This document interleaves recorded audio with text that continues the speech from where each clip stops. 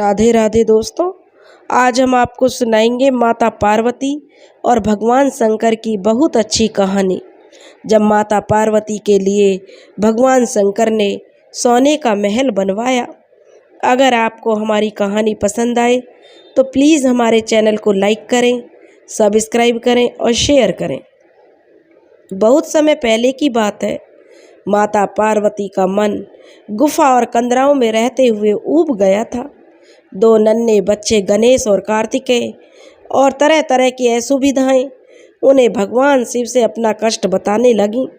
कहने लगीं कि स्वामी, मैंने तो जो कैसे भी कष्ट झेल लिए, लेकिन हमारे दोनों बच्चे तरह तरह की असुविधा उन्हें होती है, उन्हें बड़ा कष्ट होता है। अन्य देवताओं की तरह आप भी मेरे लिए एक छोटा सा महल बनवा दो। शंकर जी से बार बार विनय करने पर शंकर जी को उनकी बात भा गई।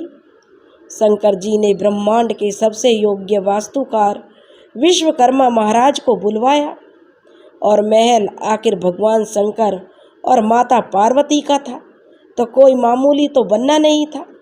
विशालकाय महल जैसे एक पूरी नगरी, जैसे कला की अनुपम कीर्ति, जैसे पृथ्वी पर स्वर्ग निर्माता की मामूली कहाँ थे।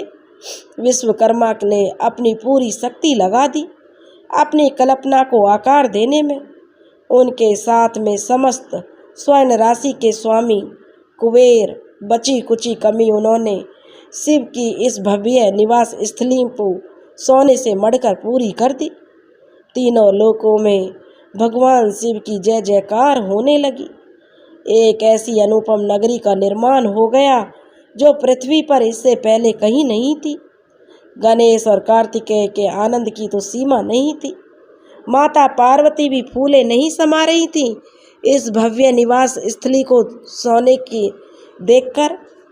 उनका मन बड़ा खुश था। इस अपूर्व महल में गृह प्रवेश की पूजा का काम उन्हें सोचा कि इसमें महल में प्रवेश तभी करेंगे, पहले इसकी गृह प्रवेश की पूजा करवा लो। अब यह चिंता माता पार्वती को खाए जा रही थी। उन्होंने बहुत सोचा कि इसका काम किसे सौंपा जाए। वह ब्राह्मण भी तो उसे स्तर का होना चाहिए, क्योंकि सोने का महल है तो ब्राह्मण भी अच्छा कर्मकांडी होना चाहिए। इसके लिए माता पार्वती ने भगवान शिव से राय ली। बहुत सोच विचार कर भगवान शंकर ने एक नाम माता पार्वती को सुझाया, रावण।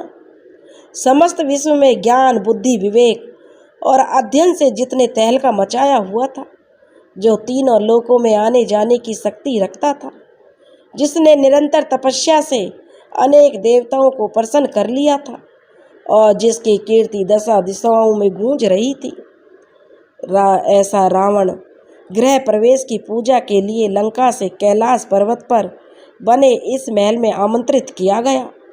रावण ने भी महल में आना सहर्ष स्वीकार कर लिया और सही समय पर सभी कल्याणकारी शंभूकर वस्तुओं के साथ वह गृह प्रवेश के हवन के लिए उपस्थित हो गया। शुभ मुहूर्त, अच्छी शुभ चीज़ें लेकर गृह प्रवेश की पूजा शुरू हो गई। गृह प्रवेश की पूजा भी अलौकिक थी। तीनों लोकों में श्रेष्ठ स्त्री पुरुष अपने सर्वश्रेष्ठ वैभव के साथ उपस्थित थे। वैदिक ऋचाओं के घोष से हवा गूंज रही थी। आसमान से उड़ी जल की बूंदें वातावरण को निर्मल कर रही थीं। पवित्र होम अग्नि से ऊंची ऊंची लपटें भस्म हो रही थीं। बहुत ही सुंदर वातावरण था और अनुष्ठान के संपन्न होने पर अतिथियों को भोजन कराकर प्रसन्नता से माता पार्वती ने ब्राह्मण रावण से दक्षिणा मांगने को कहा।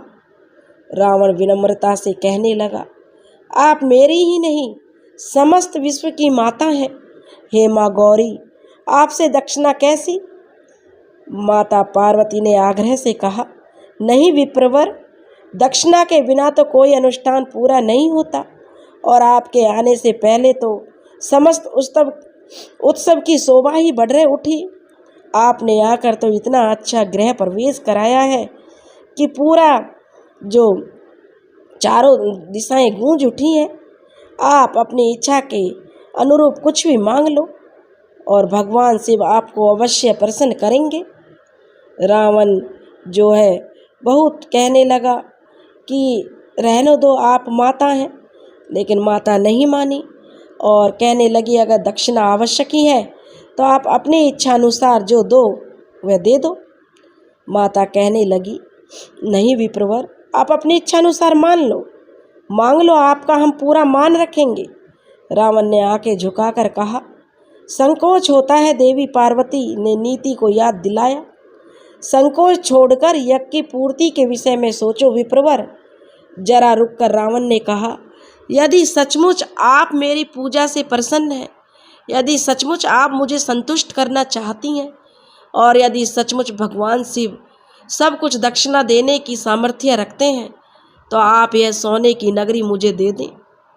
पार्वती मैया एक पल को तो भौचक्की रह गई, लेकिन पास ही शांति से बैठे भगवान शिव जो स्थिर वाणी में कहा तथास्तु, और भगवान शिव मुस्कुरा कर बोले तथास्तु। रावण की खुशी का तो ठिकाना नहीं रहा। भगवान शिव के अनुरोध पर विश्वकर्मा ने यह नगर कैलाश पर्वत से उठाकर लंका में स्थापित कर दिया। तब से ही रावण की लंका सोने की कहलाई और वह दैवीय गुणों से भी नीचे गिरते हुए सांसारिक लिप्स में डूबता चला गया। पार्वती माता के मन में फिर कभी किसी महल की इच्छा नहीं हुई। इस दान से इतना पुण्य एकत्रित हुआ कि उन्हें और उनकी संतानों को गुफा कंदराओं में कभी कोई कष्ट नहीं हुआ। दोस्तों, इस तरह रावण को सोने से बना वो महल मिला, उसे कैलाश पर्वत से उठाकर लंका में स्थापित कर दिया गया। तब से ही रावण की लंका सोने की कहलाई। दोस्तों, अगर आपको हमारी कहानी पसंद आई हो तो प्लीज़ लाइक और सब्सक्राइब शेयर ज़रूर करें। हर हर महादेव।